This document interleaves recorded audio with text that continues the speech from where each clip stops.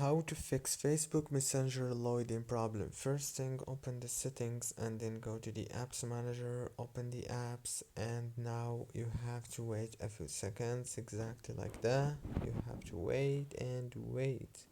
After that, scroll until you find the messenger, click on it, click on force stop, and then click on storage, click on clear cache and clear data. Go back again and click on the permissions, make sure that all the permissions are enabled. Click on data usage, make sure to disable the background data and the roaming data and enable the Wi-Fi and the mobile data. Go back and then click on force stop.